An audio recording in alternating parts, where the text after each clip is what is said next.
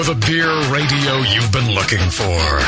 This is the show that dispels myths, tackles the toughest topics, and makes no apologies for geeking out on beer. Hosted by two guys that drink before they think. Jamil Zainasheff and John Palmer.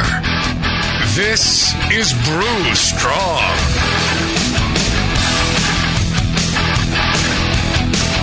Hey, howdy, hey, my brewing brothers and sisters. Hello, everybody.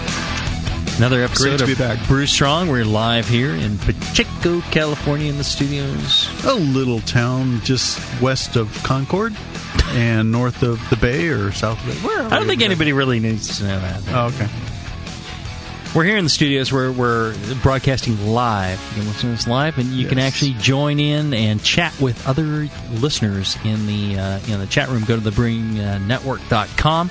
Click on the Chat Now button. You don't need to enter in any password or anything. Just put in a whatever username you want, join in, and you chat with like-minded individuals. That's right. If you have any show topics that you want us to cover, brewstrong@thebrewingnetwork.com is the email address, and send that in. We don't really respond to that. That's just for show ideas, things like that. Yeah, we do read them all.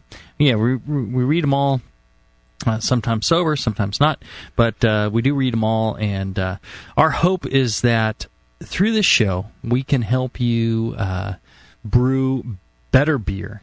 All right, so that's what Brewing Strong is about, is being a great brewer and knowing not just brewing robustness. Yeah, not just following along, but like McChad here. Here in the studio, he's an excellent brewer, and I think one of the reasons he is because he has a curiosity about what parts of the process, what it's doing. Right? It's not just like, what do I do?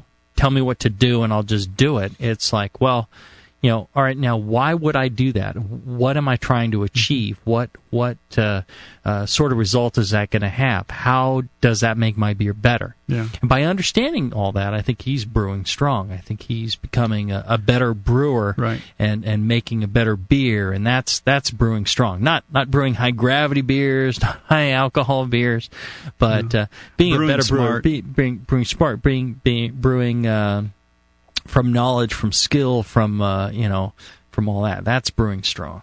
That's right. That's what we're here. That's what we're all about. Brewing classic styles. That's what we promote. Fine book. It is. Well, probably one of the best books ever written about home brewing and brewing recipes. Probably the best collection of recipes ever collected in the world. Probably the best. Who wrote that? No. Okay. No. Yeah, we have those available in the Brewing Network store. Actually, you can get that various places. You can get that from, something like, these mass market retailers around the web, and you can get it from the AHA website. Good people there. Yep. You can get it from them. But one of the places you can get it signed by both authors, John Palmer and myself, is in the Brewing Network store. Go to thebrewingnetwork.com, go to the store. You can pick up signed copies of Brewing Classic Styles. You can get signed copies of John's book, How to Brew, the seminal work on really everything from starting out to becoming a real expert. So any level of brewer you are, I guarantee you, or I will buy the book from you, you will find something in that book you did not know. You will find some information in that book that you did not know that can help you make better beer. How to brew. I hope that is the case. So we got signed copies of that in the store, and there's also a very fine Brew Strong shirts. Yes, these are sweet shirts. In red and in gray. They got the mash pedal on it. Yeah. Excellent artwork on that. I'm really pleased with how that turned out. Justin put a lot of effort into making sure that those turned out well. Yeah, there's a little BN Army logo on the back of it. I know. I really like that, actually. The mash pedal. I like that. It's absolutely my favorite. The hop grenade shirts, I really love those too. They have those available also in the store. You probably want to get yourself multiples and only wear BN Army That's gear. right. Have one for every day of the week. I generally do. I always make sure I wear those. I'm wearing those shirts out. Ah, yes. And as a matter of fact, I was wearing one. Took the family down, got in the RV, chug in my RV down to Southern California, down to your area there. Oh. We spent a few days over the holidays at Disneyland, like we're wont to do every year. Mm-hmm. And you wore your Brew Strong shirt at Disneyland? I did. Well, was I wearing the Brew Strong or was I wearing the Hop Grenade? I think I wore the Hop Grenade at Disneyland. Yeah, it's a little more, how do you say? Family-oriented, or? Yeah, maybe. I don't know. But I did wear my Brew Strong shirt. I got an opportunity. We visited my sister in Del Mar and parked the RV out in front of her multi-million-dollar home. Looking, and I tell you, the RV I can afford is a 12-year-old RV, right? It's not fancy, right? So it's kind of like National Lampoon's Christmas Vacation, where they park the RV on the lawn, and the family's in there hooking up all the cords and stopping up all the toilets. That's me. You're the brother-in-law. I'm the hillbilly family that comes to visit. All the neighbors. This is like a on a slope, viewing the ocean. These are the tiniest little house goes for a couple of million.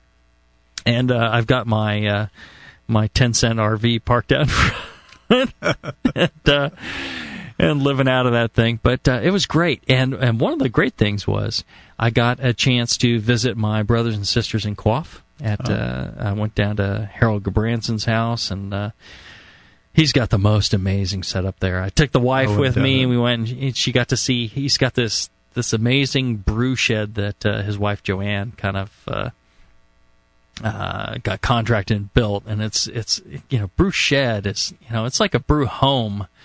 It's got it's just stunning from the the counters to the sinks and the storage for his brewing equipment and the tile floors and the toilets and the walk-in fridge,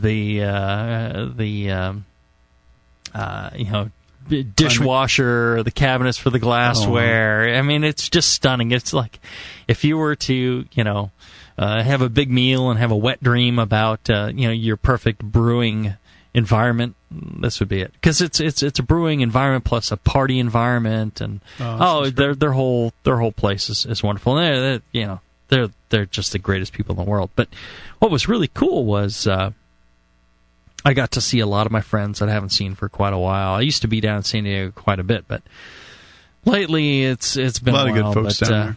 And one guy I met, that I hadn't met before was this guy Cole.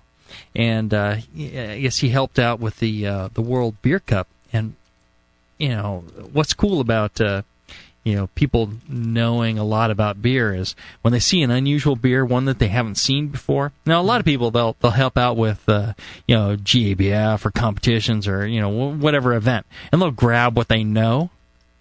But you get a real good beer geek like this guy Cole, and he grabs things that he's never seen before.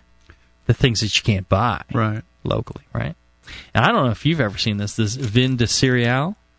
I have not seen that one before. I had never seen it before. And, so here's this array. I didn't bring anything down. I didn't know that I'd make it to the party. So I went to Bevmo, right? California institution. Right. Went to Bevmo, and I bought, like $50 worth of, some pretty high-end stuff, all stuff that I knew. I think there's maybe one that I hadn't tried before. But, so all this, and everybody was showing up for the party. They had all this stuff stacked out on this table, and it's just an amazing array of great beers, it's $15 a bottle type of stuff, right? Yeah, all over the world. And I've seen all of them. I've tried all of them. There's like one or two I hadn't tried, and they were all right. They were kind of interesting. But this one from Rodenbach, which of course is absolutely one of my favorites, and vin de cereal, I had never seen before. That one caught my eye. I'm thinking, I gotta have a taste of that. I gotta have a taste of that. Turns out this guy Cole, he had brought it, and he was like, "Hey, you want to taste this?" I'm like, "Yes."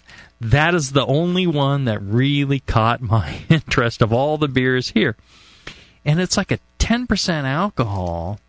I was wondering if vin de cereal translated as barley wine, or... Yeah, or wine. Wine of the cereal. Yeah, barley wine. 10% by volume, and this is aged in. They even have the VAT number, like number 132, and they make. And I read a little bit more about this on the website. They make like 10,000 bottles or something of this, and like half, or maybe 20,000 bottles, half goes to local, and then half gets shipped out. Okay. So a very limited run on this thing, and each bottle is numbered, and it barrel aged. For 3 years, I think. I sent it off to a friend of mine to see if he could translate the label for me. I haven't heard back from him yet. Told Cole that I will. That's why I have the label, and it was fantastic. I mean, just stunning. Everybody who tried it was like, wow. These folks really know what they're doing. So it was a sour beer, was it, with kind of like a Flanders Red? Or? Yeah, not quite as sour as like a Rodenbach Grand Cru.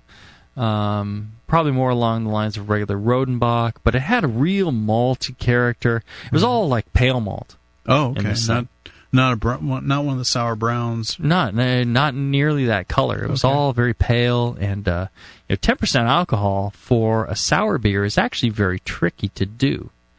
You get past 8% alcohol, not much will live in an 8% alcohol beer. This is one of the keys to making like an Ode Bruin or something like that, is that 8% cutoff where the lactobacillus stops working, things like that, where it's just not going to sour very much.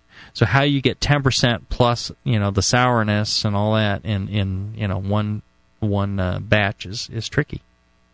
Yeah. So I thought that sounds like a great beer. I wish I could have had some. Well, sorry, drank it all. Good on you, mate. Yeah, there you go. From our trip to Australia, well, and one of the things I found interesting about it is like zero carbonation. Wasn't Really? carbonated at all. I mean, there was maybe like a touch over atmospheric, but it was pretty much uncarbonated. Wow, as far as we go. That's bizarre. Yeah, we all kind of commented, but we liked it. It was appropriate for that beer. So that's the interesting thing, carbonation appropriate for that beer. Yeah. And that brings up today's topic, which is carbonation, where, a lot of people struggle with carbonation. It seems on its surface a very simple thing. Right. Carbonating your beer. It's like, okay, but, how exactly do you determine, what's appropriate carbonation? How do you make that carbonation happen? What's the problem if you don't make that happen, et cetera, et cetera, et cetera? Right. Yeah, I waffle between having, no regard for exactly how much carbonation I have, and but on the other hand, I know that there are levels of carbonation that make a beer pop. No regard whatsoever. So I didn't care carbonated or not. Then that would be no regard. Well, okay, some regard. Or some regard. All right. Yeah. So and what we got, I got a question emailed in from Alan. He said, "Dear Pope Malty, I really love the shows and especially Brewing Classic Styles." Again, you can find that in the Brewing Network store.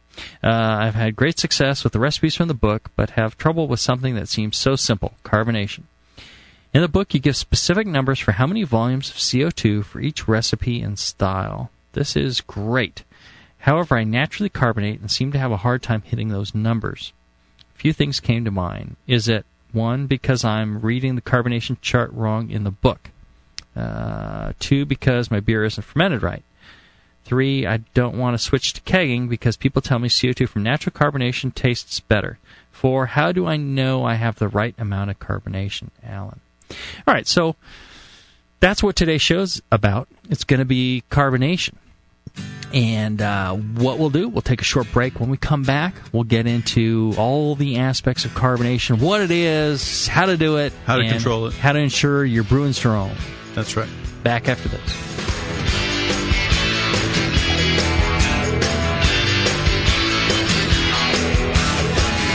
Right. Brew smart. Brew strong. This is Brew Strong.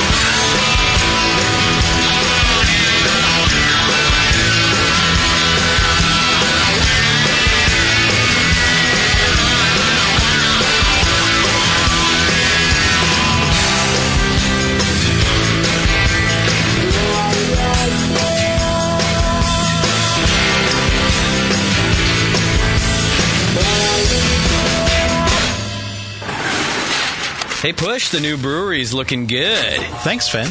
Piece by piece. Well, let's fire her up. Whoa! Is that a new kettle? Yeah, just got it brand new, but paid half price. What? And that blade scale? 40% off. The new tap handle? $5 instead of $13. Got a new regulator for the brew stand, too, but $5 instead of $25. Dude, where are you stealing all this stuff from? Where else? The More Beer deal of the day. Announcing the Beer, and More Beer deal of the day. Every day, a new fantastic deal from big items to small that will blow you away. Boil kettles, carboy carriers, sterile siphon starters, digital timers. Watch morebeer.com every day for a new deal, and you just might find the item you've been waiting for at a price you cannot believe. Hurry, because stock is limited on most items.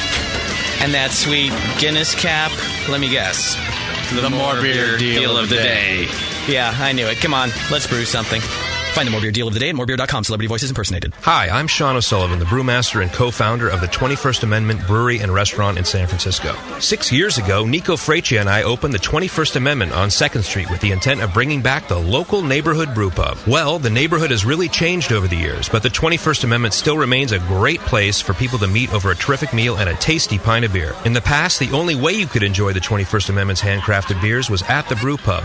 Well, all that has changed. Now, the 21st Amendment beers are available in cans. That's right, cans. When was the last time you had a great beer in a can? Well, that day has come. We're offering our world-famous Watermelon Wheat and 21A IPA in cans. Cans are a better package than glass because cans keep the beer fresher longer, but you can also take cans to places where bottles can't go, like the beach, lake, golf courses, and sporting events. So join us in the revolution to take back the can from the big breweries and crack open a cold 21A craft beer in a can. The 21st Amendment, 563 2nd Street in San Francisco, just 2 blocks from Giants Park.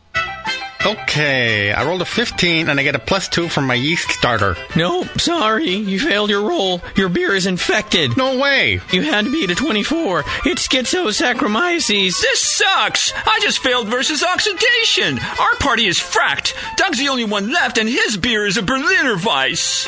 What's this? A tea party? Hey, this is a brew session, man. Get lost. Is that an actual beer? Yeah, I crafted it. I don't really use the dice anymore. I'm a 10th level beer nerd. Are you a 10th level beer nerd? Does your significant other know the difference between an Irish red ale and a Flanders red ale? Do you burp, strizzle, spalt, and fart Y Yeast 2308? Then you're in good company at Northern Brewer. Northern Brewer has all your beer nerd needs, ingredients, equipment, and knowledge 24 hours a day at northernbrewer.com. Plus fast, cheap shipping, only $7.99 for the contiguous USA. And check out Northern Brewer's huge selection of dorky beer kits, including the socially awkward Patter's beer and the sci-fi convention showstopper number 8. Make 10th level at northernbrewer.com. This is www.thebrewsnetwork.com. Sit down next to it, grab yourself a paper towel, and watch those yeast have sex. You're listening to the Brewing Network. Back to the beer guys that make other beer guys look like wine guys. Brew strong.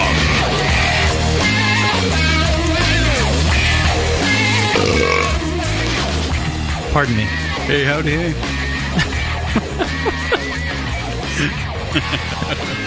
It always degenerates. Starting with the second show, and then it just gets worse and worse. We're talking carbonation today. I'm here with my good buddy here, John Palmer. Howdy, everybody. Author of How to Brew. And also in the studio, we got Sleepy McChad. He's falling asleep there. Jamaica. And Justin working the boards here. And we're talking carbonation. Mm-hmm. All right, so John, give us a definition. What is carbonation? Well, carbonation, as we talk about it in the book, especially, is it's how much carbon dioxide is dissolved into the beer. Mm-hmm. And when we talk about a volume of CO2, the definition of one volume of CO2 is essentially 1 liter of CO2 dissolved into 1 liter of solution, or in this case, beer. Okay, you're jumping ahead. You're looking at my notes. You're jumping ahead. All right, so yeah. See, the problem is I make notes for this show. When I was doing the Jamil show, there was no notes. Yeah, just very freewheeling, very commando style. Yeah. No. So carbonation is the CO2 dissolved in the beer, and what does that carbonation do? It helps lift aromatics out of the beer. It helps form the head. Right. It's critical to forming a head on the beer. Mouthfeel. A variety of aspects of the beer are controlled by carbonation. So it's actually quite important. And it may seem simplistic to say, well, what's carbonation? Most people kind of understand, but it's the amount of CO2 dissolved in the beer. Yeah. And different beer styles require different levels of CO2, right? Right. Not necessarily but they taste better at particular levels of carbonation. Excellent. Because you get point. better expression of flavors. Right. So in brewing classic styles, for every recipe in there, we talk about the volumes of CO2 that are required as far as carbonation for that beer or that style. Now, a volume of CO2 you were saying was one liter. 1 liter of CO2 dissolved into 1 liter of beer. So an equivalent volume of CO2, whatever volume of beer, you have a gallon of beer. A gallon of CO2. If you have a gallon of CO2, that's one volume. Right. Most beers that we're used to here in the U.S. are carbonated 2.5 to maybe 3 volumes. Right, which would be like 2.5 gallons of CO2 to... And we're talking gaseous CO2. If you were to take that CO2 out of the beer, you would have, and you filled up like a plastic bag, you'd have 2.5 gallons of volume of CO2 in that bag, and that gets dissolved into the beer, and that's the appropriate carbonation for, let's say, your average American ale. Right. Okay, so that's a volume of CO2. Well, and I think if we go back to Alan's questions, Alan had some excellent questions, and we hear these all the time. We do. All right. All right. So, let's back up a little. How do you get carbonation in the beer? There's a couple of methods, right? There's carbonation from the yeast. Yeast will produce carbon dioxide as they process the sugars and create. During fermentation, the yeast are creating carbon dioxide, and you're going to end up with a certain equilibrium concentration of carbon dioxide in the beer as it's sitting there in the carboy or fermenter with the airlock on. There is going to be a certain dissolved equilibrium volume of CO2 in that beer, and that's going to change though based on, let's say you have some sort of back pressure on the airlock or whatever, or you have just a piece of loose foil that could change it slightly. Right? But it's going to depend on local conditions of temperature and pressure. So if you're in Pacheco, vibration, or if you're in Colorado, we're up a couple thousand feet. There you go. Atmospheric pressure will play a big role then. That's right. And and when it comes to talking about charts and equations that you see in books, typically they're talking about sea level pressure. They're not talking about elevated pressure, atmospheric pressure. Now wait for the chart in Brewing Classic Styles on page. Very nice girl. Page 299. Page 299. All right, so there's a couple of charts in there that'll actually help you determine, how much priming sugar and or temperature and pressure if you're kegging, right? To determine, to get the right level of CO2. Now, do you have an adjustment for that for altitude? I don't. You'll have that done and posted on the website. We will post that to MrMulti.com, I suspect. Okay. We'll make up a little tiny little program like the pitching calculator. Yeah, I said I would do that. How many years ago? Soon, yeah. Soon. Okay. Well, so touche. You threw that right back at me and caught me off guard with that one. All right. So Alan's first question was, am I reading the chart wrong in the book? Probably not. Well, all right. So it's just you, Alan. All right. So I've fermented my beer, and I'm going just primary. I'm not, I've got an average ale. It's at 67 degrees Fahrenheit. Right. And I've got 5 gallons of it. It's sitting on my counter. It's at room temperature. It's 67 degrees. Right. It's fermented out. I see no more activity in the airlock, and I've given it a couple extra days, so I see nothing happening. Now, I want to carbonate this. How do I go about that? How do I, and the Brewing Classic Styles for that recipe tells me I need 2.5 volumes. Right. How do I get 2.5 volumes in that beer? Okay. Well, what we've done in the How do book, I read the chart? Yeah, how do we read the chart? What we've done in Brewing Classic Styles, and it kind of builds off Dave Draper's work that he had posted to the internet several years ago. Basically, you say, okay, how much carbon dioxide do I have in the beer? Because it reaches an equilibrium. Right. Just naturally, any liquid has CO2 dissolved in it. There's CO2 in the air that we breathe. There's nitrogen, there's oxygen, all that stuff.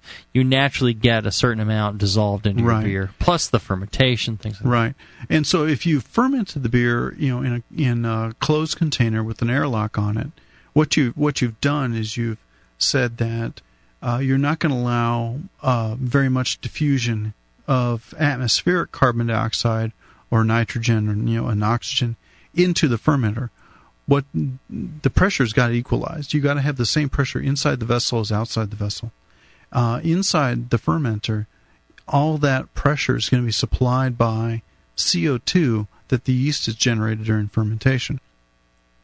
So, depending on the temperature and the atmospheric pressure, and we assume the atmospheric pressure is at 1 atmosphere or near sea level. Mm-hmm.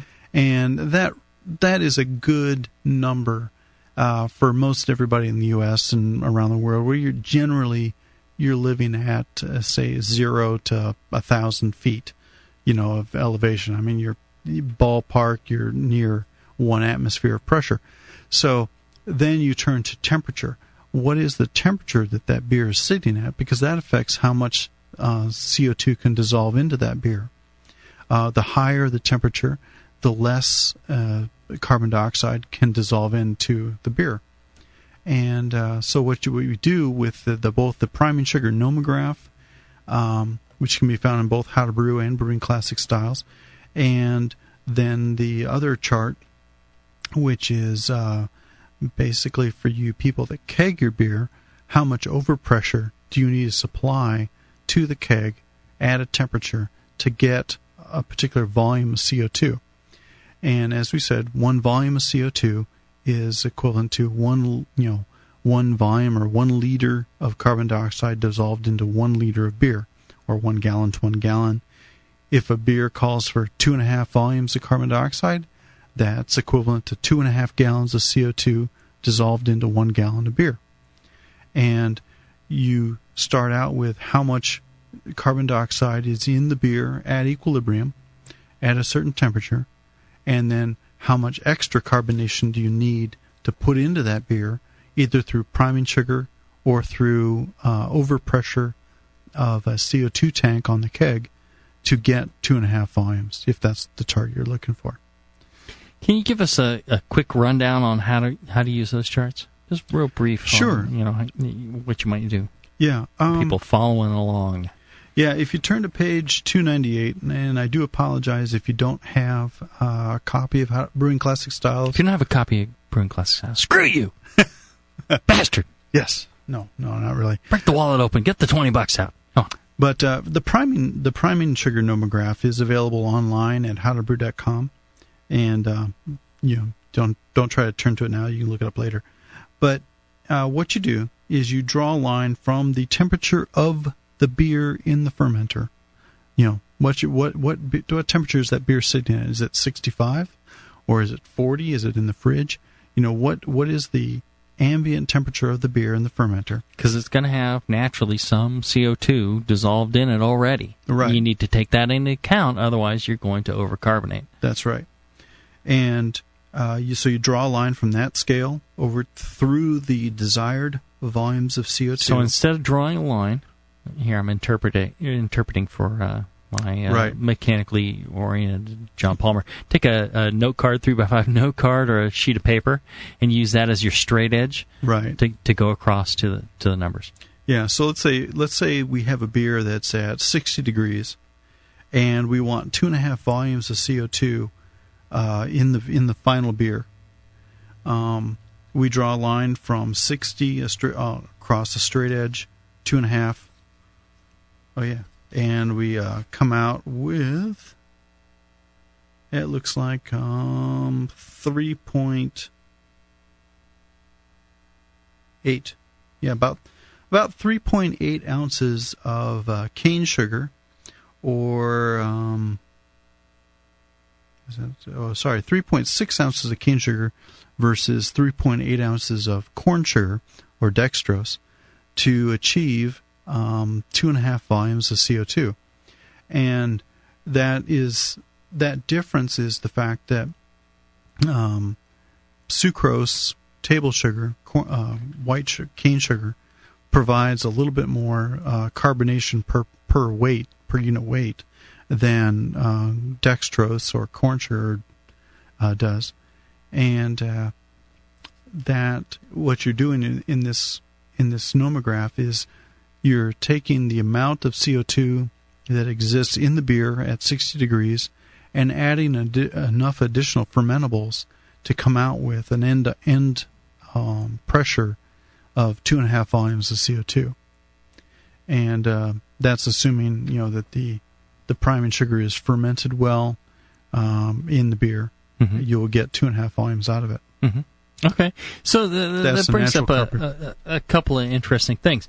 Is fermentation, and if a beer, one thing, if you have a lot of leftover fermentable sugars, let's say you have a very poor fermentation, right, or you're brewing a high gravity beer like a barley wine, right, it's slow to ferment, and you let's say you pitch some extra yeast, and you give it some time.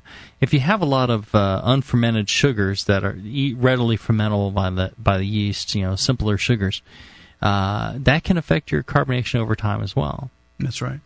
Yeah, one thing when you're trying to establish a level of carbonation in the beer by adding, especially by natural carbonation or even overpressure, you want to start with a beer that has finished its fermentation.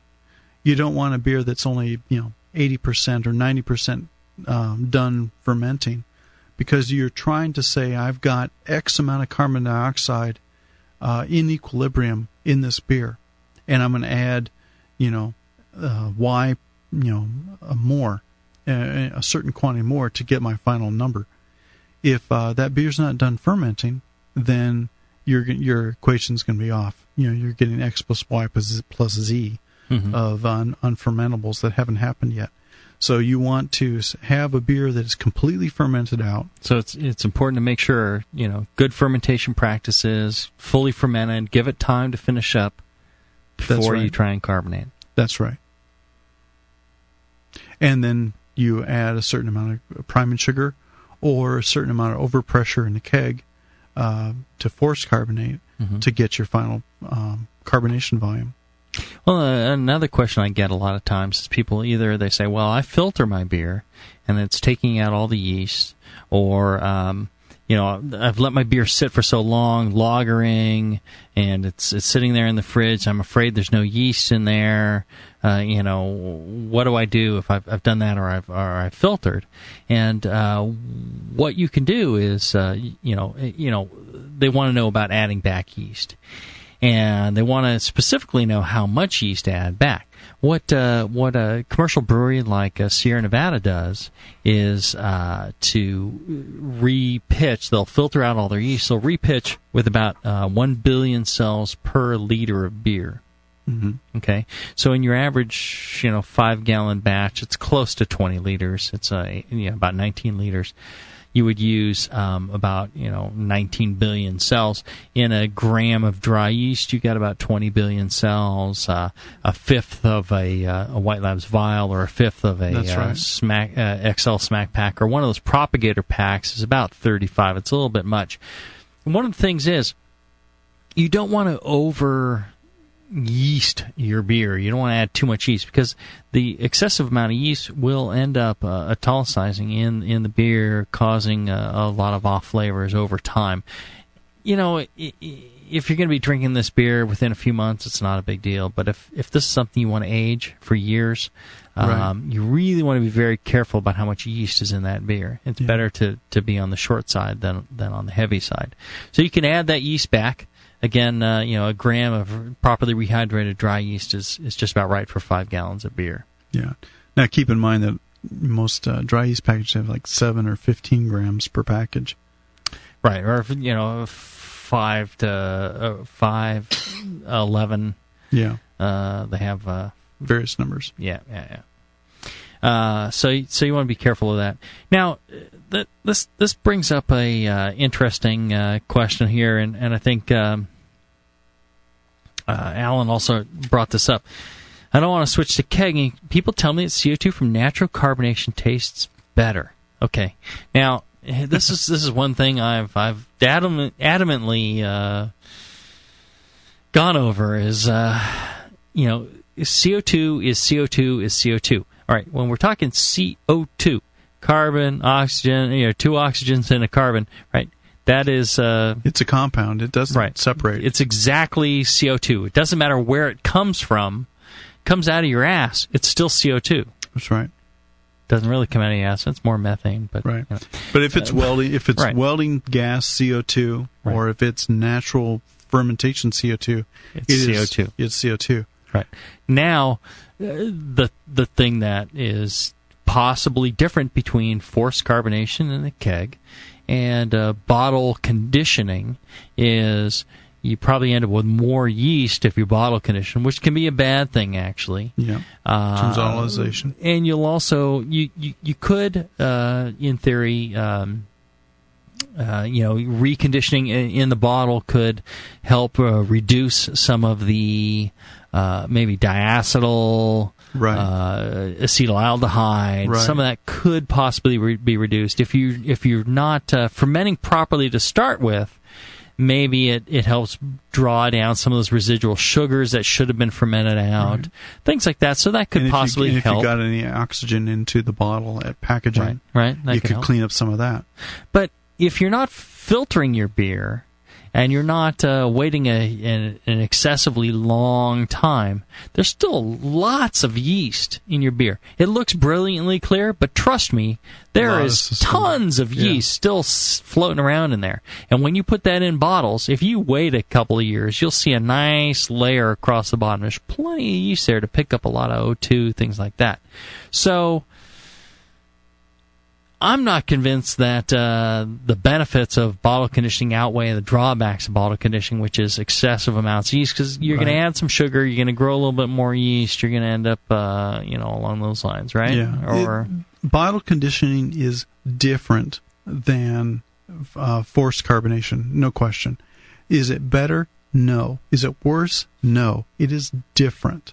So it's going to depend. There's a lot of factors that are going to weigh into that of, how does this particular beer benefit or not benefit from natural carbonation versus forced carbonation? Mm-hmm. And a lot of that's going to depend on your process, and that particular fermentation that you are re-fermenting in the bottle, whether it's going to improve it or it's going to, stay the same or it's going to be a detriment. I think going back to Alan's question, is natural carbonation better than forced carbonation? No. I don't think there's any basis to say that it's better or tastes better. I think, given a particular style of beer and your brewing prowess and process, it could be different, and it could be an improvement or it may not be an improvement. But, in terms of generalization, you can't say. I forced carbonate all my beers, and I don't see any detriment to doing that. Versus naturally carbonate them. Yeah, for me as well. I think minimizing the amount of residual yeast in the bottle is actually a better thing. I think if you had perfect packaging practice, and you had perfect fermentation, and you could package without any stress on the beer, no oxygen being introduced, and no staling factors introduced, then I would say you'd be better off without any yeast whatsoever. Right. If you could perfectly package it, let's say, just in a ideal world, there's no oxygen introduced. You have a perfect oxygen tight barrier. Right. Everything's been perfect all the way to that point. Not having yeast in there would be even better for the beer. Yeah, in a perfect world. Yeah. Right. And in an imperfect world, the residual yeast that you normally have, unless you're filtering, right.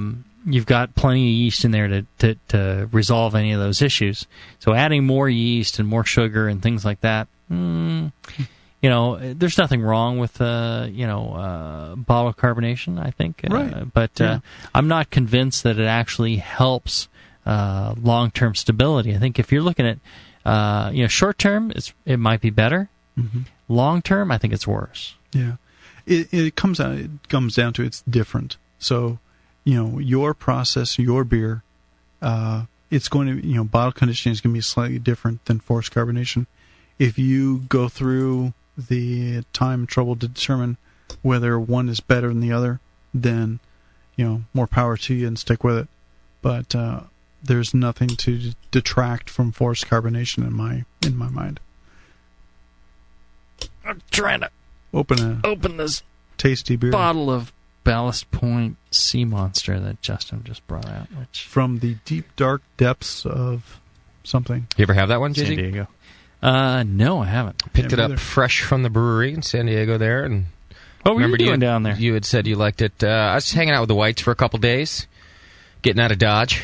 See, you live the life of the beer cognoscenti, the people in touch. Me, I'm just like frickin' boob on the Nebraska. Out of Nebraska. No, I'm like nothing. But you get my sloppy seconds. I mean, I bring back you at 22. So, that's true. That's true. You had mentioned before the show you really like Ballast Point. I do. I forgot that Ballast I had Point's that. Great. And that's one of their limited release ones. So sorry to interrupt the show with it, but I thought you'd like it. Yeah. Well, thank you. I'm just feeling so left out. You don't. You have all the celebrity status and none of the celebrity benefits. That's right.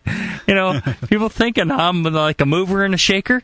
I tell you, I'm shaking it, but that's about it. I've got to depend on my own hand to be doing the shaking. Yeah, I'm hanging out in White's penthouse above Petco Park down there, just chilling. See, Chris won't return my calls. I'm telling you, I'm nobody. Yeah. I'm nobody around here. Jesus Christ. Yeah, well, you got to learn to hobnob a little better. The knob has never been for me. Justin's just known as being that sought-after party guy. The fact is, I'm an ass, and Justin's a nice guy, and that's what it boils down to. That's behind you gotta be nice to people. Behind the scenes, that's what determines it. I'm a dick. Everybody who meets me knows that, and they avoid me. Yeah. Who do you want to argue this? Yeah, nobody. Is anyone going to stand up? Nobody's going to come to my defense. That's it. Justin might, but that's just because that's Justin. Because I need you to keep working. That's right. Okay. That's it. Let me go back to the book for just a second. Back to the book. Yeah. Okay. Go ahead. Your book. Yes. In Appendix D on page 299. Appendix G. We have a chart that is basically keg overpressure to achieve a certain volume of CO2. Hey, it works better if I talk to the mic. A certain overpressure of CO2 on a keg to achieve a certain volume of CO2 at a temperature. So let me pull out an example here. If your beer is sitting at 50 degrees F or 10 degrees C, it's going to have a certain equilibrium pressure of CO2 in it. Let's say you want 2.0 volumes of CO2 in this beer when you serve it for this style. By using this chart, you go down the left-hand side to 50 degrees F, 10 degrees C, and you look across there for the appropriate amount of CO2 you want. So let's say you want 2.0. Well, 1.9 is close. 2.3 is the next number. That corresponds to 10 psi of overpressure on the keg. That's what you would set your regulator to. And if you're in Australia, that would be 69 kPa, 70 kPa, to get 2 volumes, approximately. Sound like kilopascals or something? Yeah, kilopascals. There you go. Yeah. I remember something. Yeah. Pascal was a buddy of mine. Yeah. And then, I don't remember his first name. Bob. Yeah, there you go. Bob Pascal. But at 50 degrees, you will have 2.0 or 1.9 here if you look at the chart on page 99. 1.9, to get 1.9 volumes of CO2, you need to put 10 psi or 69 kilopascals on overpressure on that keg to get that number. That's how you read it. You go down the left side to pick your temperature, look across the chart to the right to select how many volumes of CO2 you want, and then look up towards the top line to read out how much overpressure you want on the keg. That's it. Okay. Yeah. Even Jamil didn't know how to use it.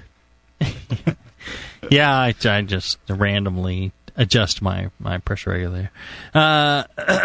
Yeah, all right, so that brings up another question that Alan had was, how do I know I have the right amount of carbonation?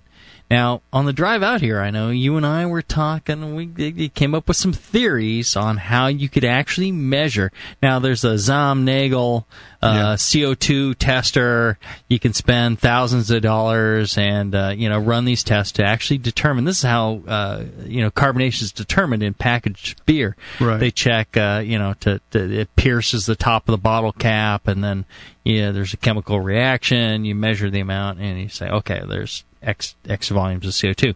Now, how can you do that on the cheap?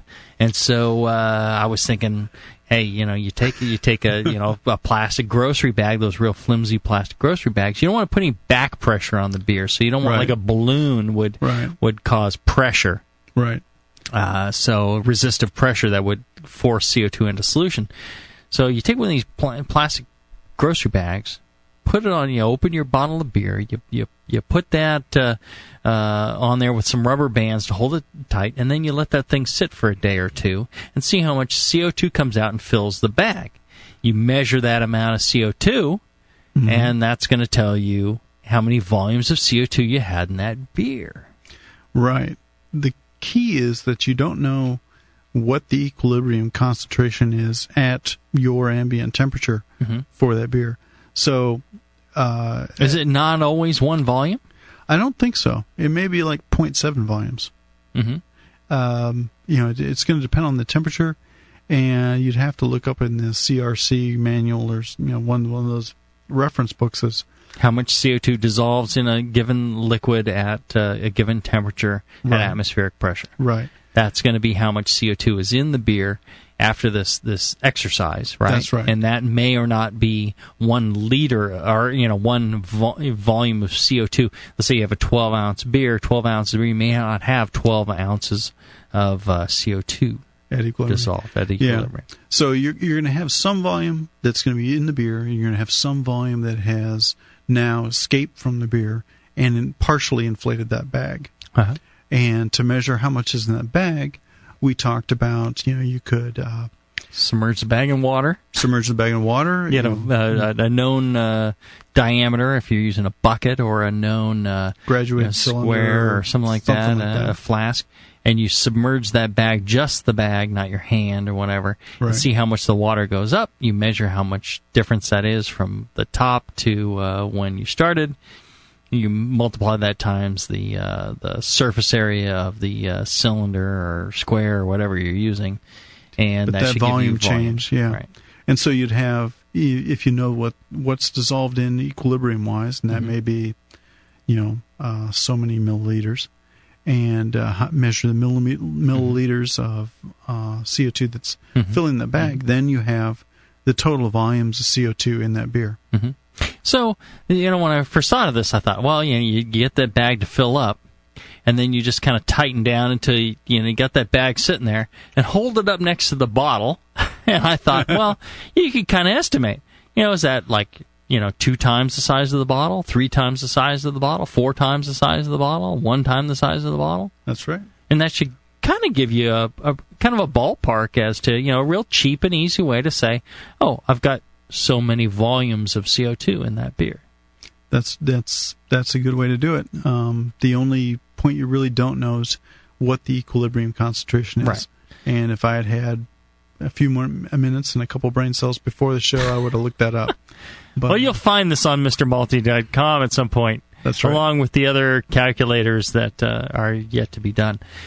Well, and, so we assume that concentration is probably less than 1 volume of CO2, maybe a half volume or something like that is what I would guess. If you look at the chart and kind of extrapolate from that. Because we're talking CO2 in the environment, right? Or yeah.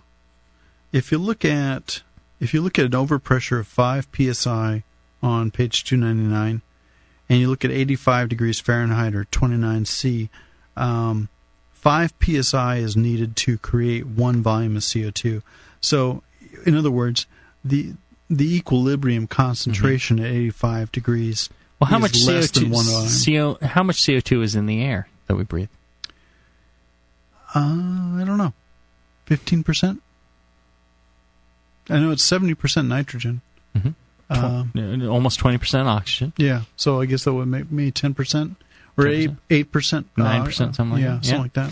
And then we're at 15 psi, so 9% of 15 psi. 14.7 psi, actually. Okay. Go ahead and work that out, Chad. Okay, so it's like, it's about 1.4 psi. Yeah. Of CO2. So not a lot of CO2 at equilibrium, right? But I think it's an interesting exercise, not really critical. And so during this break, everybody go out and work this out on paper and get back to us. What we're going to do is we're going to come back. We're going to talk about really what effect the carbonation has on beer. We'll back after this. Okay. Strong. We'll be right back.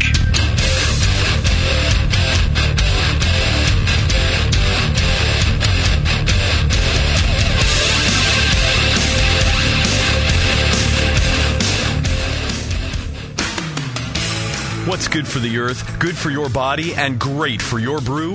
Organic ingredients.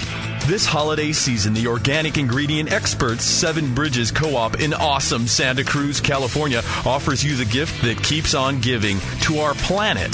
Sustainable, fair wage ingredients to make the best organic homebrew you've ever had. There's a growing demand for organic products, and your choice to brew with them supports organic farmers worldwide. Brew organic, and you'll brew excellent beer that is free from chemical residues and genetically modified organisms, and you'll help contribute to a better world. If you're looking for organic ingredients, 7 Bridges offers a huge selection of USDA-certified kits and raw ingredients from 8 ounces to 50-pound sacks of grain, whole and pellet hops, and all the equipment you need. 7 Bridges, the organic homebrew experts since 1997. Visit www.breworganic.com. Attention homebrew shop owners at Fermentap. They know you're tired of buying the same old gear that everyone else has. That's why Fermentap offers the newest and most cutting-edge brewing equipment known to man. Since 1998, Fermentap has been leading the fight against the boring and mundane by offering strange, unique, and just plain smart equipment. Like their stainless domed false bottoms. Never deal with the floating plastic hassle of other false bottoms again. And since they're made from stainless steel, they'll last a lifetime. Fermentap's line of copper wort chillers are the best on the market, designed to cool your wort faster and more efficiently than other immersion chillers. They actually invented the equipment to make these chillers not only work great, but look great too.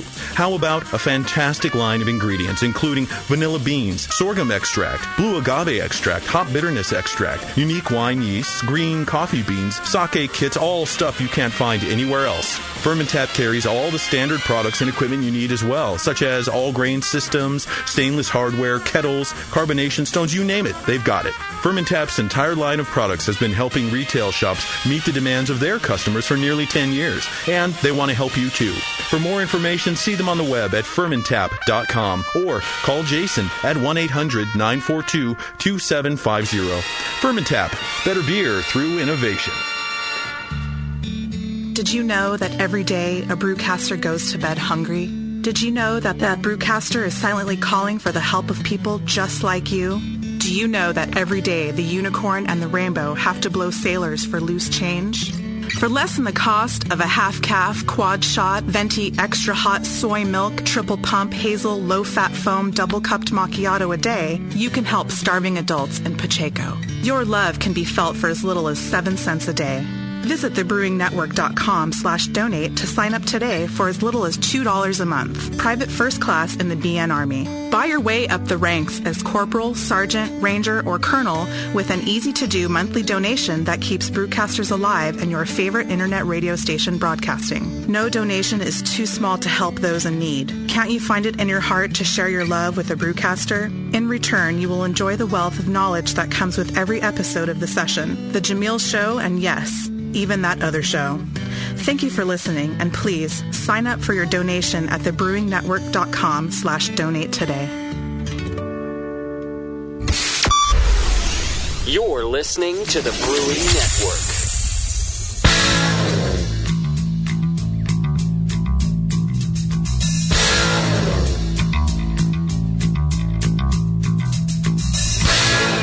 Learning to brew has never been so disgusting. This is Brew Strong. Oi, oi, oi. Oi? Oi, oi. Oh, okay. Oi, oi. All right, we're talking carbonation. All right, so we're kind of going over how you know that you have the right amount of carbonation.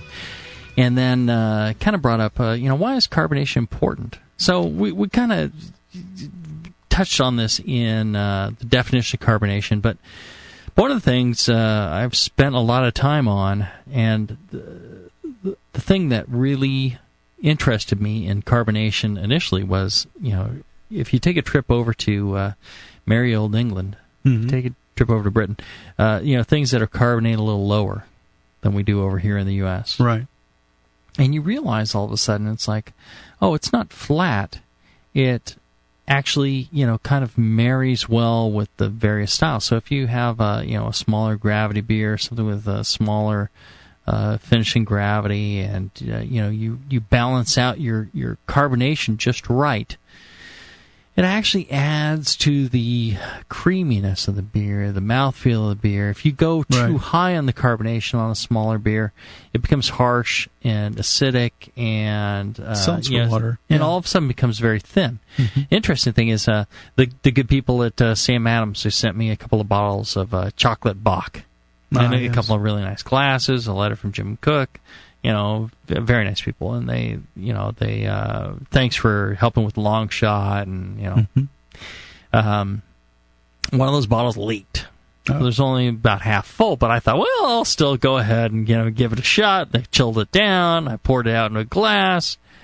Tastes like water, chocolate Bock water, because of the carbonation level. No carbonation, real thin and watery. Now, I imagine if I had added a couple volumes of CO2, it would be rich and full and thick and, or at least just a those delicious dessert better. Beer. Yeah.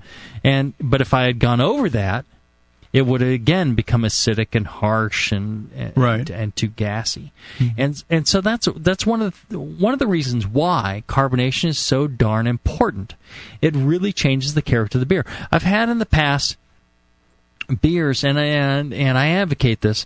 You ferment your beer out. It's done. You put it in a keg. You hook it up to the gas for your target carbonation, and you let it sit. And actually, a little over your target carbonation.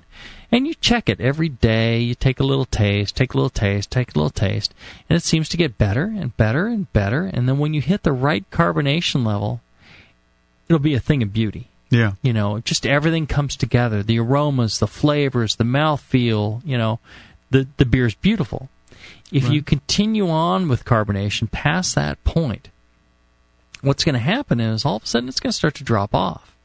And it's not going to be quite the beer it was. Body kind of goes south on you, and it's a little harsher, and the flavors are different. And, it really changes the beer. The character of the beer changes. There's a magic point for every beer that, and it may be different. Now, in Brewing Classic Styles, we list, let's say you're brewing the beers out of Brewing Classic Styles, and it gives kind of a range, usually within a half an atmosphere for various beers. 2 to 2.5 atmospheres for this beer or this style, right? Right. And that should be pretty close.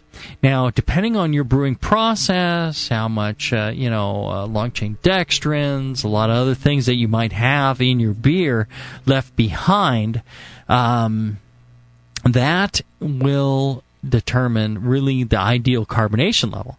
So you need to kind of mickey around with it. That's why I kind of like the process of going with a little higher gas, right? Letting tasting the thing every day. I don't do the shaking thing. You can to kind of force the CO2 in there, but letting it kind of build up, and when it gets to that point, you know it. Mm-hmm. You'll know it's just right. Right. Or you'll get to a point where you think you've gone past it and it's starting to go downhill. Then you back off on the gas a little bit, you're right in there. Mm-hmm. And it's just perfect. Yeah. And I think that's the reason Alan's writing us is because it's a critical part of, what makes a great beer. Yeah. Another factor comes into play there is temperature. Last week, my wife and I were drinking Baltica 2 Pilsner, which is a Russian Pilsner, and I wasn't serving it really cold. It was kind of warm. It had been in the garage, and when you poured it, the CO2 came out of solution because it was warmer, and when we were drinking that, she was saying, this kind of has a slick feel. It doesn't have very crisp, body to it. And she really didn't care for it. And I said, yeah, it should have been colder. It would have kept some of that carbonation, and then it would have been a brighter beer to drink. So, the amount of carbonation and the temperature you serve it at, both those things, combine to help a beer best express its flavors. Well, it's not always more carbonation that's needed. Right. It's not always less carbonation that's needed. Every beer has its own level of carbonation that is the magical point. That's right. And and in Brewing Classic Styles, we talk about the different styles, and we talk about what level is appropriate to that style.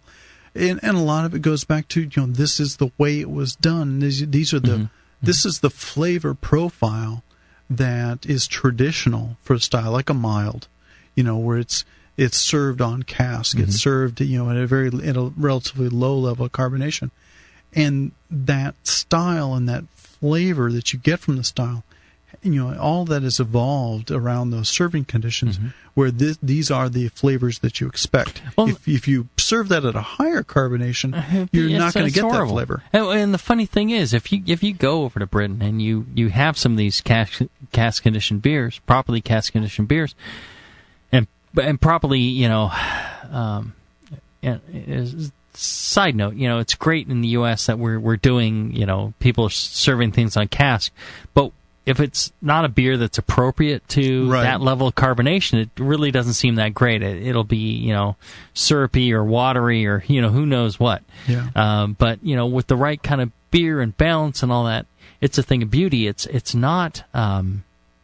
You would think, it's not carbonated. No, you don't get that impression at all. You get that it's properly carbonated. There is carbonation. It's gentle. It's right for the style. Right.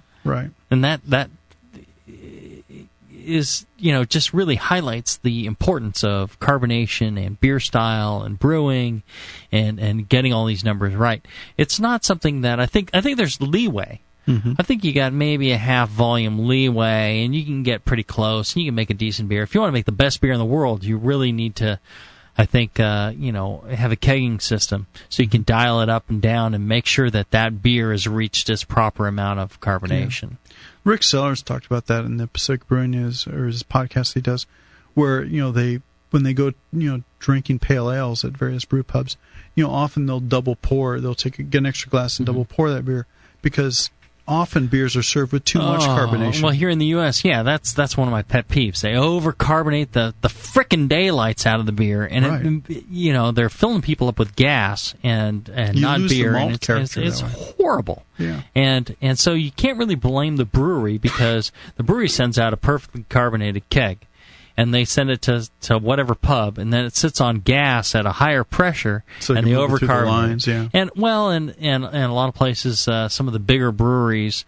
if you're serving their beers, they insist that you serve at a certain pressure and all that, and the people who are used to those mass market beers like a really gassy light. Right. So it really messes with the other beers. Now we have Chad Mosier in studio with us, and he's got some interesting thoughts about CO2 and some questions about CO2. He's a great brewer, brews great beer, but the question of CO2 was still maybe a little bit of a mystery, huh? Well, time. I mean, time, how long do you let it sit? If you want to get a keg overpressured, you set it at 15 psi.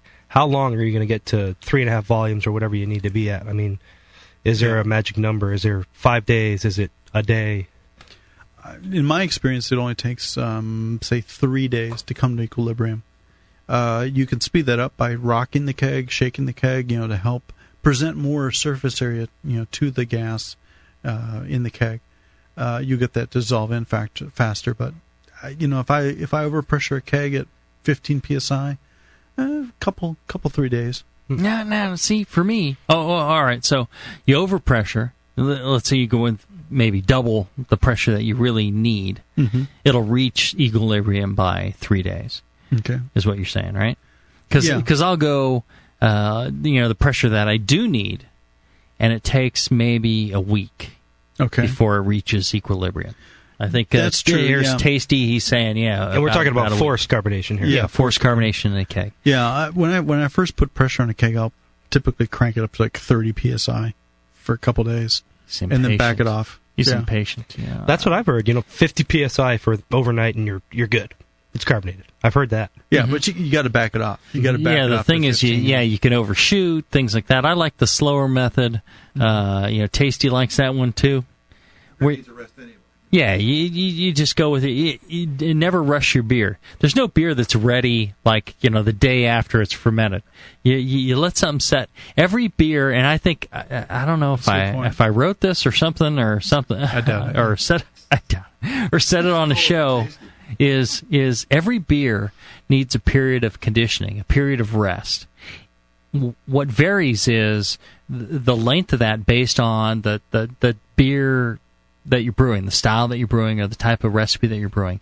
Certain beers need, years. Need 3, 4, 5 years. Certain beers need a week. It just depends on the style of beer.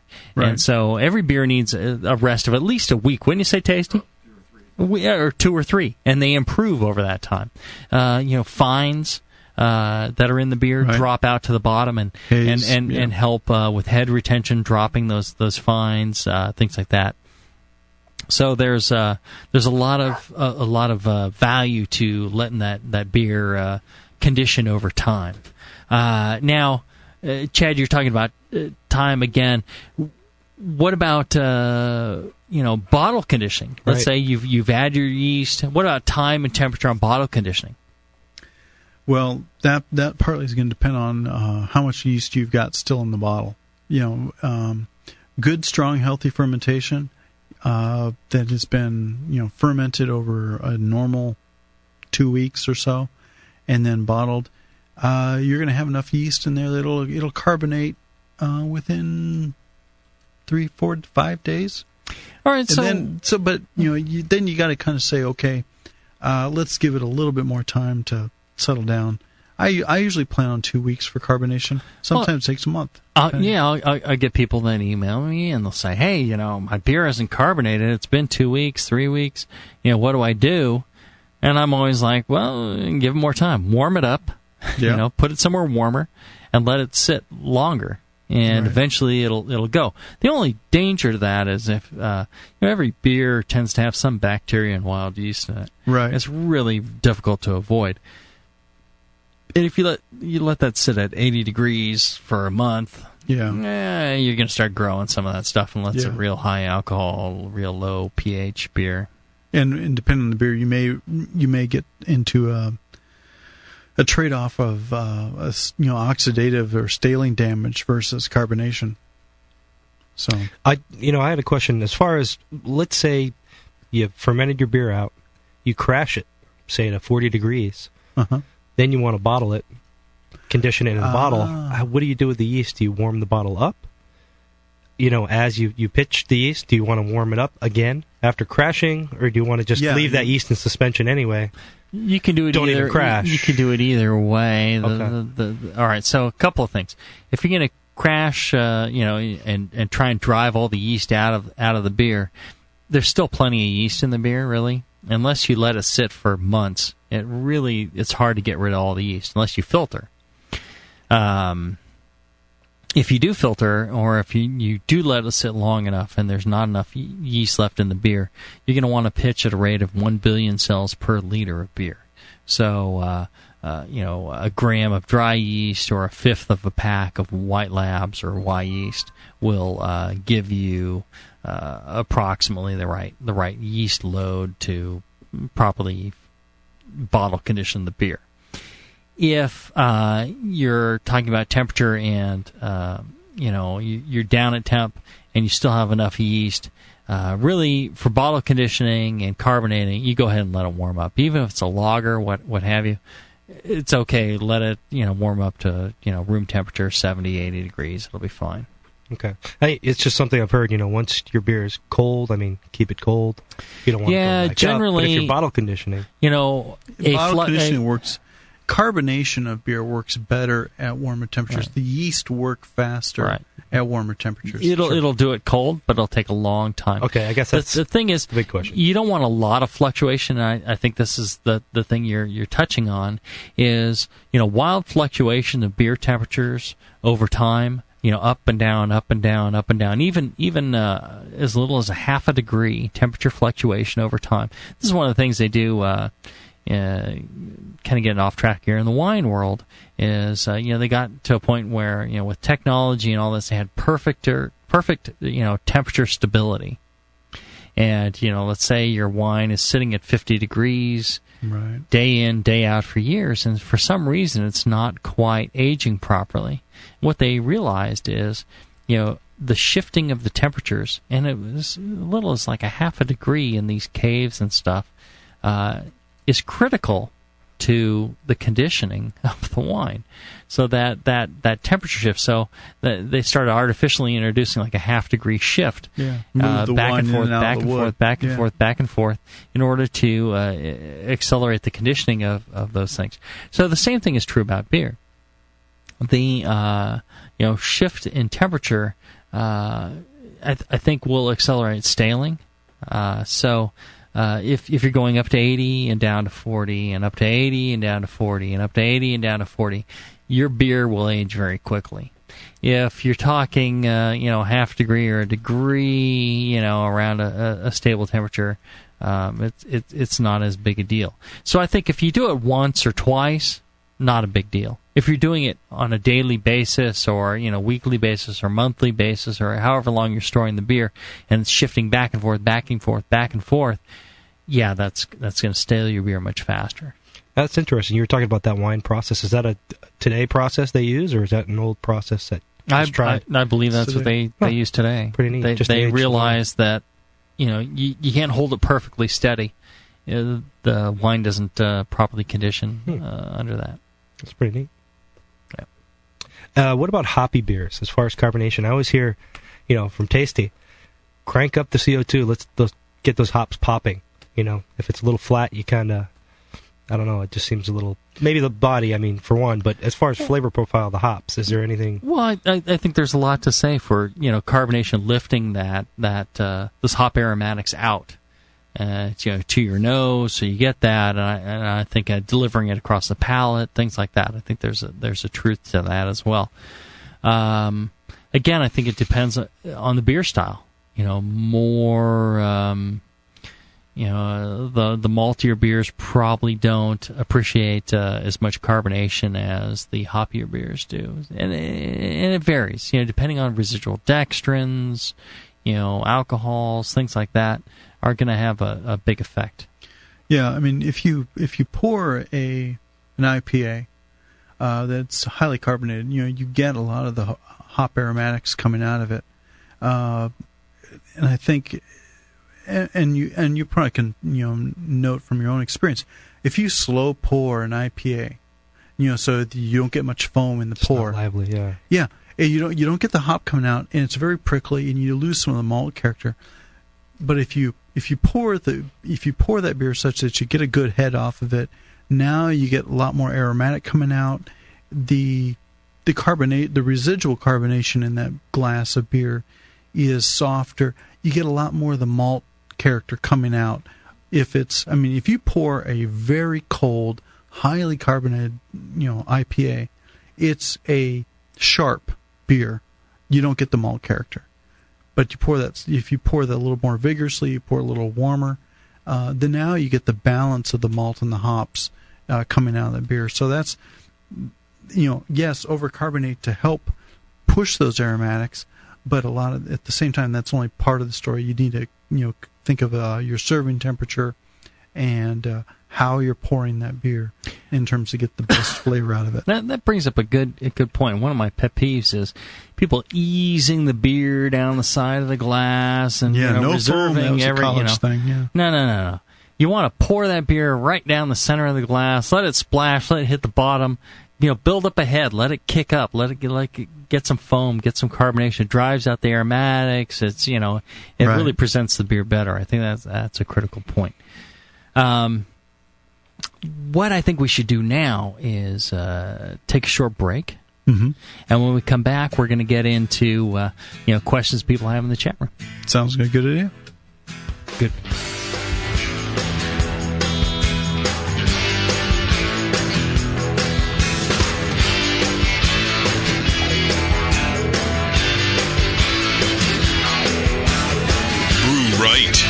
Brew smart.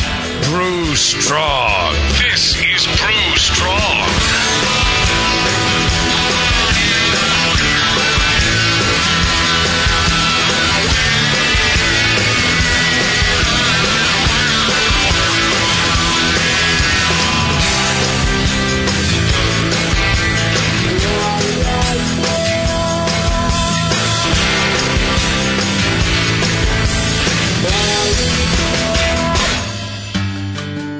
Williams Brewing is your online resource for prompt delivery of quality home brewing supplies. Since 1979, Williams Brewing has offered the finest equipment and freshest ingredients and the best customer service in the business. Cut hours off your brewing sessions by using one of their 11 varieties of famous Williams malt extract. Their Williams German Pils is mashed with pure German Moravian 2-row barley malt for a light blonde color and malty crispness you just can't get from other extracts. Or check out their unique fermenters, draft beer equipment, bottling aids, and more.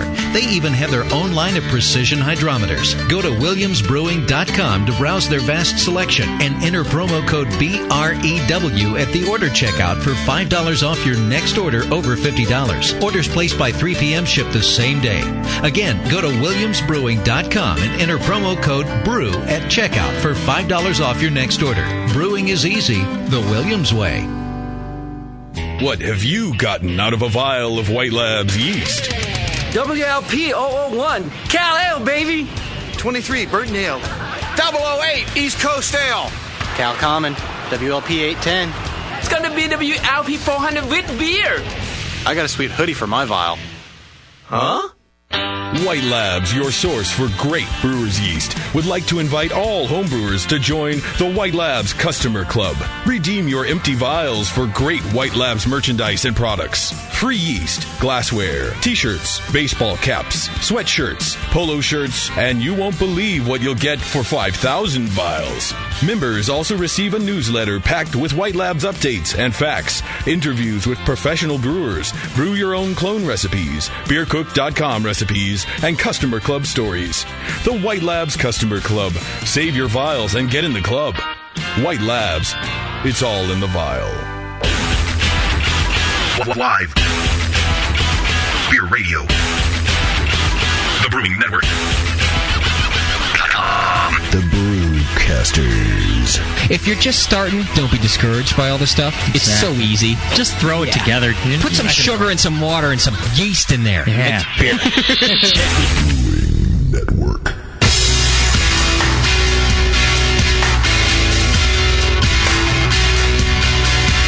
Like the Lance Armstrong of the beer world. Except for that nut thing. This is Brew Strong. All right, we're back. You know, we're so passionate about this carbonation issue that, you know, we're just all, you know, raging here in the studio in between. And I think you brought up a really good anecdote. I mean, really illustrates it well. All right, so a couple of things. We start off with saying, all right, if you had a perfect beer, right, just flawless. This is, you know, BJCP scale, 50-point beer. It's a absolutely perfect beer. If you change the carbonation just a little bit, it's no longer a perfect beer. It's gonna reduce. And right. As an example to back up my point, we went with the family down to Disneyland for a few days down in Anaheim, California, and there's this place called J.T. Schmidt's. We went there on Sunday when we got down there, and I had 22-ounce glass of their amber ale, which I enjoyed before, and it was perfect. Absolutely frickin' the best amber beer I've ever had in my life. Everything was flawless, from the recipe to the brewing to the presentation, everything. You know, just an ideal balance between the roasty, the hoppy, the caramel, every aspect of the beer. And I had 2 of those bad boys easily, just fan-frickin-tastic. You know, and carbonation plays, you know, it had a kind of a creamy feel, but enough to kick out the aromas, things like that. Yeah. Exactly a week later, we're back, same brewery. It's the same batch. They haven't brewed another batch. It's still in the serving tank, but the serving tank has been drawn down over that course of that week. When you draw down the tank, the volume, you know, the CO2, things like that, you know, the serving conditions change, and the carbonation changed just slightly. Gets a little bit higher. Yeah. And it was no longer a 50-point beer, maybe a 48-point beer. Still a great beer, but not nearly as perfect. As I consumed the glass, as the glass had a chance to stand a little bit, some of the carbonation could come out a little bit. Like Chad was pointing out, it actually improved. Yeah. It was actually back to that great beer. So you find differences in CO2 do make a big difference in your beer. I wouldn't freak out about it, but be aware that if you have a beer that doesn't seem quite right, you might mess around with the CO2, especially if you have a kegging system, and you will realize that there's a big difference there. Right. Yeah. And when it comes to competition time, I mean, it's not just, hey, it's low carbonation. It's affecting flavor profile, body, everything across the board. Yep. So, I mean, how do they judge that? If the carbonation, they pour it in a glass, how is that looked at? Well, I think you asked this before on the on another show. Is when I judge, I have, I imagine what it would be with more or less carbonation, and that'll carry you so far. But generally, most judges they judge it as is, right. And they're not going to help you with carbonation, or they may say it's too low or too high, but they're not going to imagine what it could be based on different carbonation. So I think you're kind of screwed. Well, you think about the judging process where you pour the beer, and the first thing you look at is appearance, and you'll say, yeah, a lot of carbonation, it has a good head. You look for head first. And if it's got a low carbonation, it's not going to have a good head.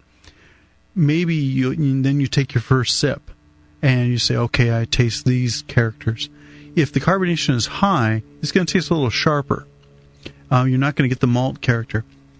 But they keep tasting that beer, as they're scoring the beer, and 5 minutes is going to go by as they continue to taste the beer. They'll probably swirl it again to try to pick up some more aromas, secondary characteristics. That carbonation level is going to go down because you're talking about 2 or 3 ounces of beer in a wide plastic cup, and as that carbonation goes down during the tasting session, more malt character is going to come out of that beer. And I think one thing that in the competition show that you did on the session, I believe, where you talked about how to build beers for competition, and what competition is all about, over-carbonating a little bit to help bring out different characters at different stages of the scoring of the beer helps. You're going to want a little bit more carbonation to start with, because as the judge judges that beer and swirls it and smells it and tastes it, if that beer starts out low carb, it's going to be really flat by the time he's done. Mm-hmm. So from a competition point of view, you may want a little more carbonation to start with. I think we need another competition show where I give out really bad advice. Okay, and that's it. That'll help me big time. I can screw everybody up. Yeah, but I mean, the carbonation. I guess what we're talking about in this context is that carbonation brings out beer character. Mm-hmm. High carbonation helps bring out the aromatics. Well, low carbonation helps accentuate some of the malt. The very first thing you and I both know, BJCP judges, and we judge a lot of competition. The very first thing you do is check aromatics. Yep. So a little bit extra CO2, helps help pop those aromatics. And then, then you're onto appearance and flavor and things like that. And so, we're not talking a huge amount of CO2, but just a tiny hair more will really help with that. All right, Justin, you got questions from the chat room? Yes, we do. A few good questions came through. Here's one. It's also kind of a discussion on the Brewing Network forum right now. Someone wanted to know if you could, carbonate a beer with nitrogen, although the question asker knows that you're not carbonating it. But could you, all the way through, quote, carbonate a beer with just nitrogen? Right. So the reason you for everybody to listen, the reason you can't carbonate a beer with nitrogen is there's no carbon dioxide, right? So carbonation requires carbon dioxide. If you're using nitrogen, then there's no carbon dioxide, and obviously you're not carbonating the beer. Yeah. The reason that nitrogen carbon dioxide blends or beer gas is used is to create a lower carbon dioxide level in the beers. It's creamier because you're using less carbon dioxide, but there's bubbles to stir it up. The thing about using 100% nitrogen is you could use 100% nitrogen, but nitrogen really doesn't dissolve well in liquids, and it tends to come out. And you would end up with a very watery tasting beer. Right. So you really can't do 100% nitrogen gasification of beer. I find that it's not going to work. Yeah, beer gas mixtures. When you get a stout at a pub or something, you let that go flat over. If say you nurse it over a half hour. Half hour? What's the matter with you? I've talked to interesting people. Okay. Yeah. So, as that beer gets flat, it gets very watery because there's a lot less residual carbonation in that beer because it's been partially nitrogenated. Mm-hmm. The equilibrium concentration is a lot less. Right. So you really, you can do it, but the result is going to be unpleasant. Okay. Here's another good question. Does attenuation have much to do with how fast a beer will absorb CO2? The example is this. Brancid, one of our listeners, says, I've noticed that beers that I try to finish at a gravity over 10-15, like a barley wine, tend to need more pressure to get to a nice carbonation.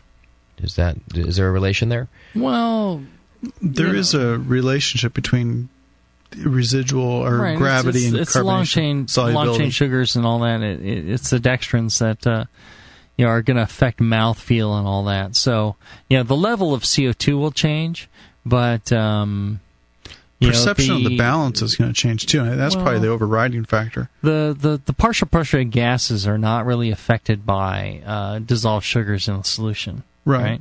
But the perception of those, perception will change. But I think his question is like, how amount of time, how is it going to? Let's say you have, the transfer of partial pressure of gas to a solution is really not affected by gravity, right? And I guess what I'm saying is that you need more to overcome that. Sure.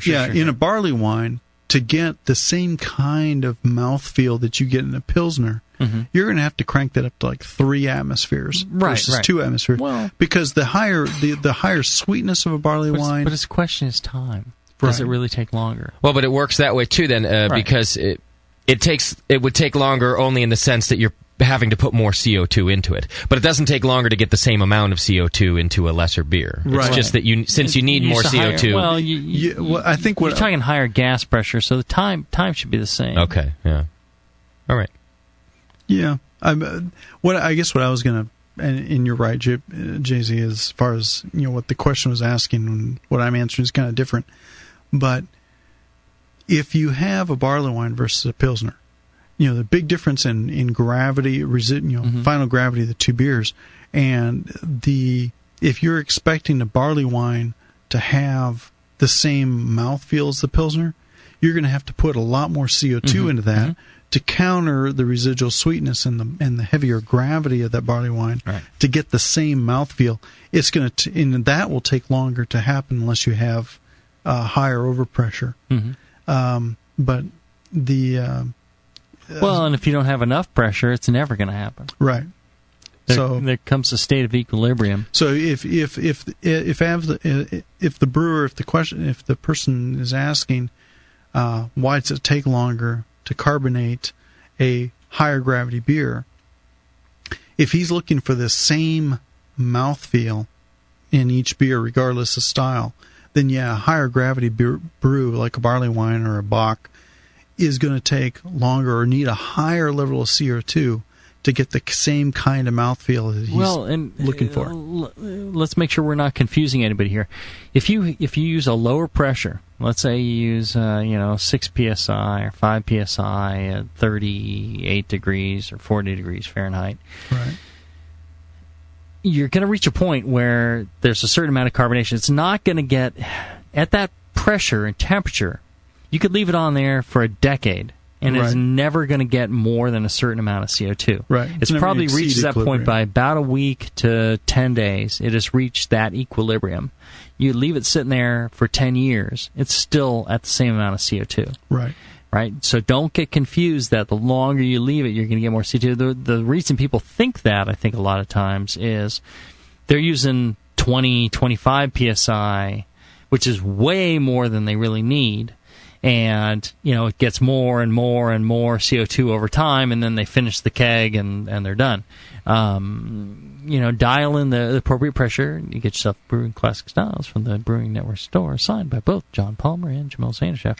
And then, use that chart in there to dial in the correct pressure for the temperature of the beer is at, and then you will get the appropriate level of CO2. And at that point, you can leave it hooked up forever.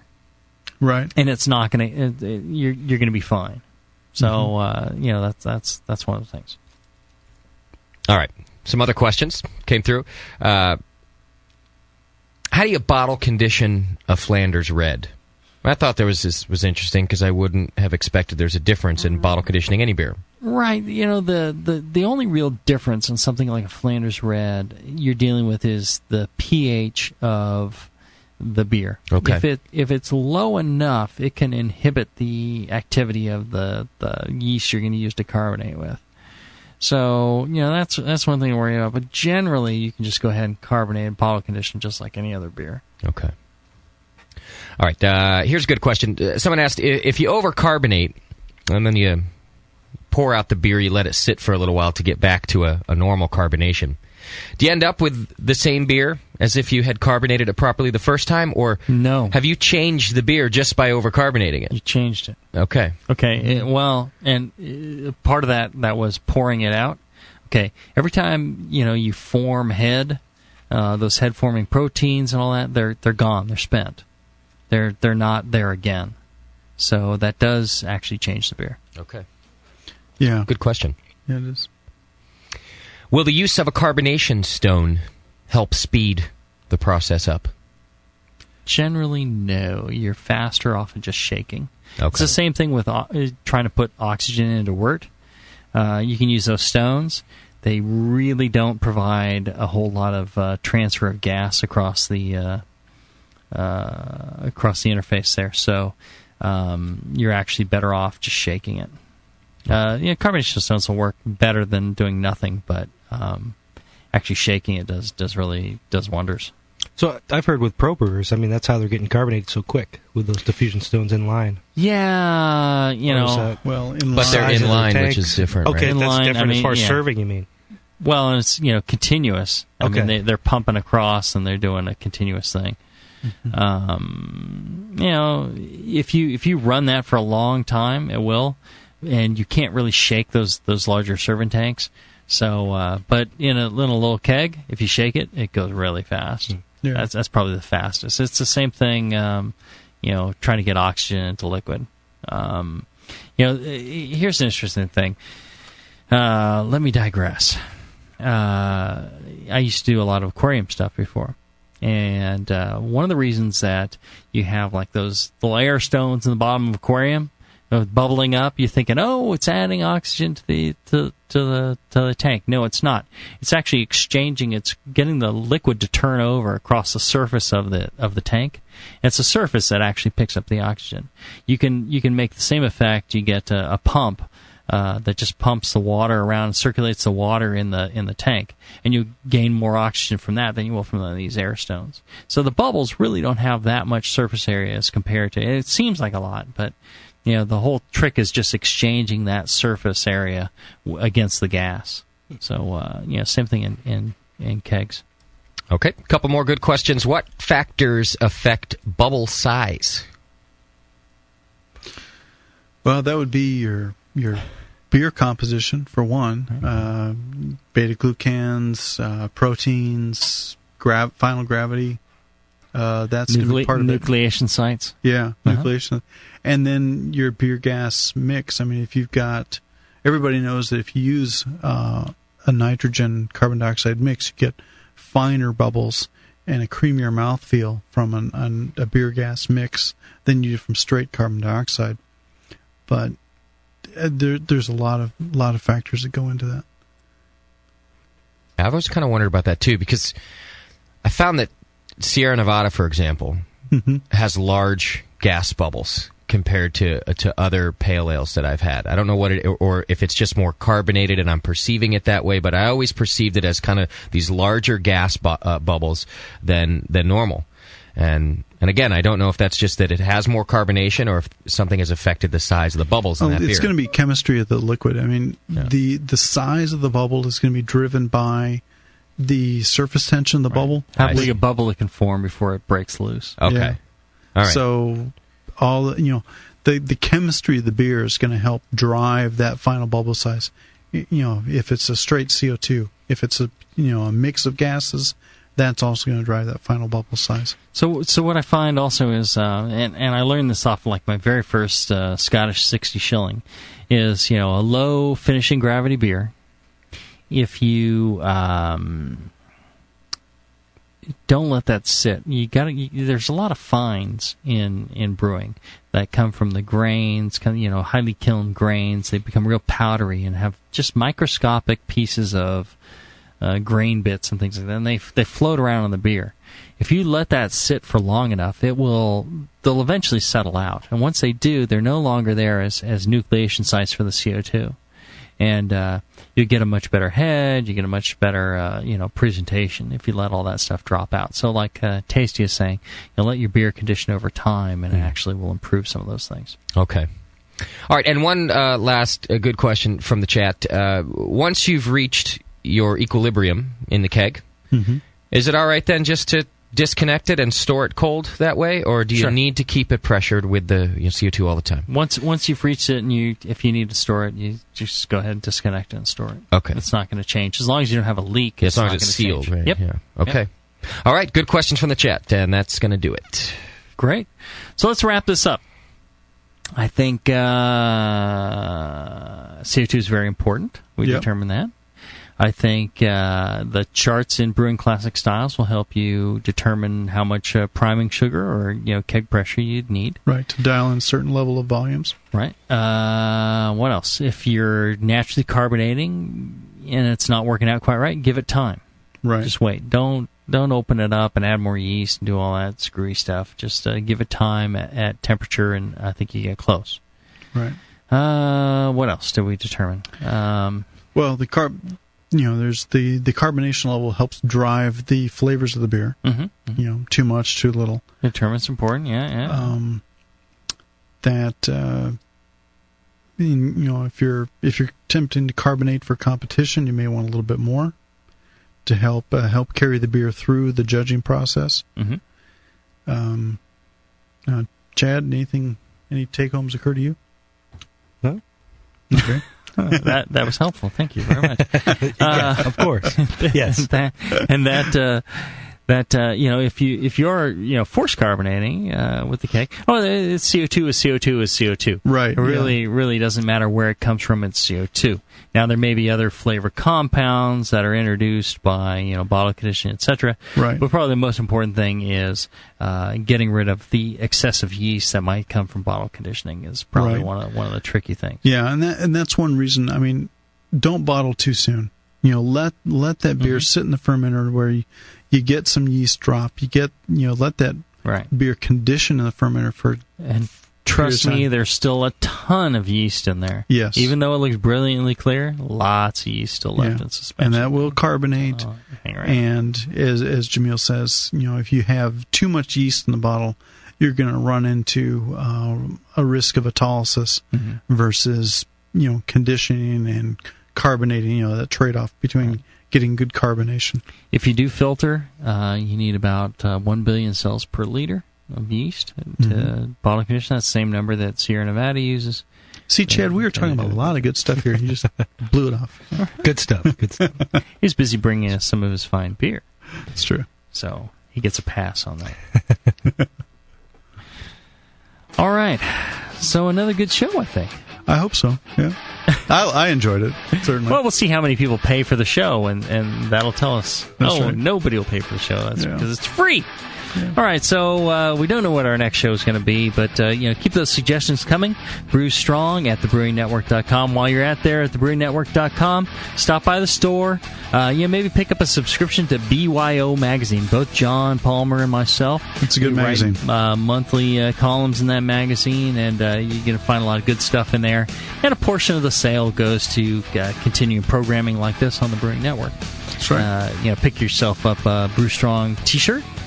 Very nice t-shirts. Those are very nice. I got mine here. I'm very excited. Maybe some signed copies of Brewing Classic Styles and How to Brew. Yeah. And check out the store, everybody. And look forward to hearing from you next week. Next show, I mean. All right, everybody. Brew Strong. Brew Strong.